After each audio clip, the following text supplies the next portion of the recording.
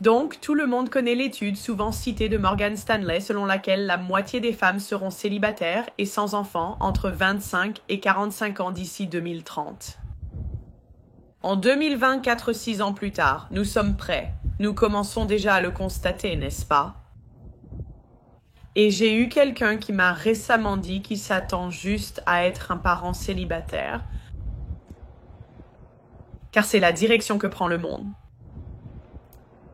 Et même si cette perspective est un peu sombre, je ne pouvais m'empêcher de penser qu'il avait raison.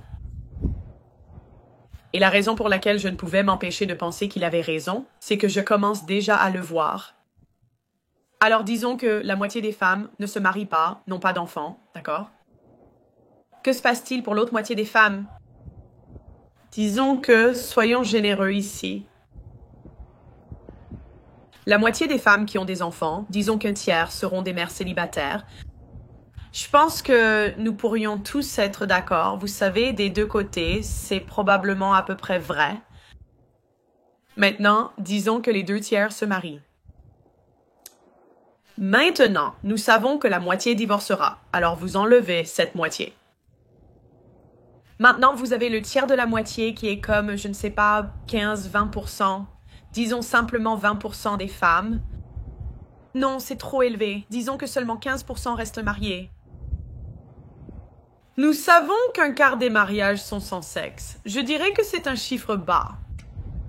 Donc vous enlevez un quart. Je veux dire, c'est peut-être 5-10% des personnes qui sont mariées.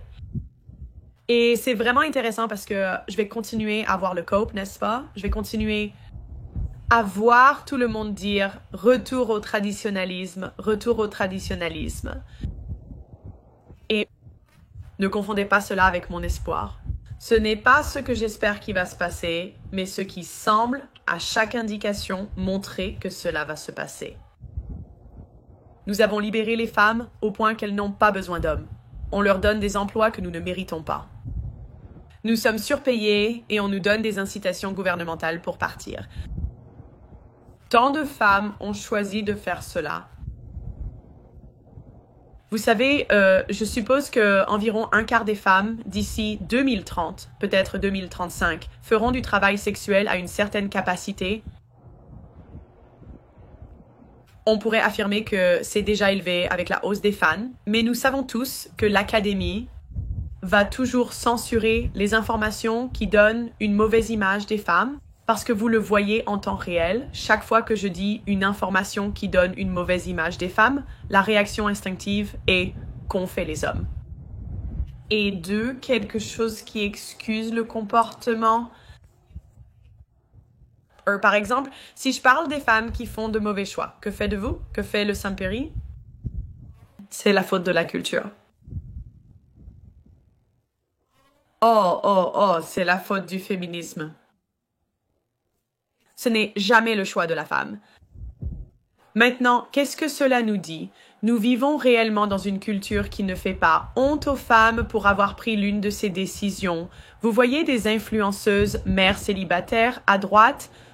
Et c'est l'autre chose. C'est intéressant parce que tout le monde essaye de faire semblant que le mariage n'est pas mort. Mais même parmi les influenceurs conservateurs, beaucoup se sont mariés plusieurs fois, beaucoup sont divorcés, il y a des mères célibataires là-dedans, donc même la droite ne peut pas le préserver. Ça ne semble pas être le cas. Il y a des endroits qui sont meilleurs que d'autres, mais dans l'ensemble, en tant que société, c'est un peu effrayant de penser à ce que l'avenir nous réserve, parce que l'avenir ne sera pas ce que je souhaite qu'il soit, mais ce que chaque statistique que vous regardez montre qu'il sera. Les statistiques des applications de rencontres, principal moyen de rencontre pour les moins de 30 ans, sont révélatrices. Si vous regardez les statistiques d'offres des maladies sexuellement transmissibles, elles montrent que ce sont les femmes qui les propagent. Un petit pourcentage d'hommes les propagent. Ouais, il y aura beaucoup de travailleuses du sexe, surtout si elles commencent à retirer les avantages sociaux du gouvernement. Les femmes se tourneront vers le travail du sexe. Un tas de mères célibataires. Et des femmes qui partagent des hommes. Les femmes partagent déjà des hommes. Elles le font peut-être en privé, sans le savoir ou le dire publiquement. Alors, quand nous regardons l'avenir, comment renversez-vous une économie? Les gars, 80% des décisions d'achat des consommateurs sont prises par des femmes. C'est tellement d'argent, ce sont des milliards de dollars dépensés en marketing et en vente de choses aux femmes. Tout cela est précédé par le fait que les femmes sont célibataires et qu'elles peuvent leur vendre des choses. L'industrie du divorce représente des milliards. C'est une énorme industrie. Alors cela sera-t-il inversé prochainement?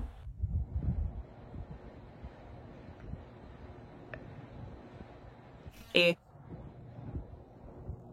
les femmes vont-elles arrêter de prendre ces décisions, surtout quand la droite et la gauche rejetteront la faute sur tout le monde, sauf eux pour ces décisions? Je veux dire, vous savez, quand j'étais au lycée, je raconte l'histoire de moi, vous savez. J'ai organisé une petite fête, j'ai eu des ennuis pour ça. Vous savez, jamais mon père n'a dit que ce n'était pas de ta faute. Oh, tes amis t'ont poussé à faire ça.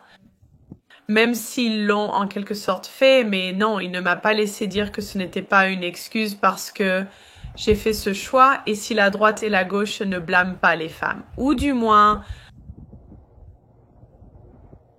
dire aux femmes ou ne pas permettre aux femmes de trouver une excuse comme j'étais jeune et stupide. Non, non, tu as fait ces choix fous parce que tu le voulais. Alors, ça ne changera pas. C'est donc un peu effrayant quand on pense à l'avenir, parce que si c'est ce que 2030 réserve, que nous réserve 2040? Faites-moi savoir ce que vous pensez dans les commentaires. Aimez la vidéo, abonnez-vous. Faites-moi savoir de quoi vous voulez que je parle ensuite.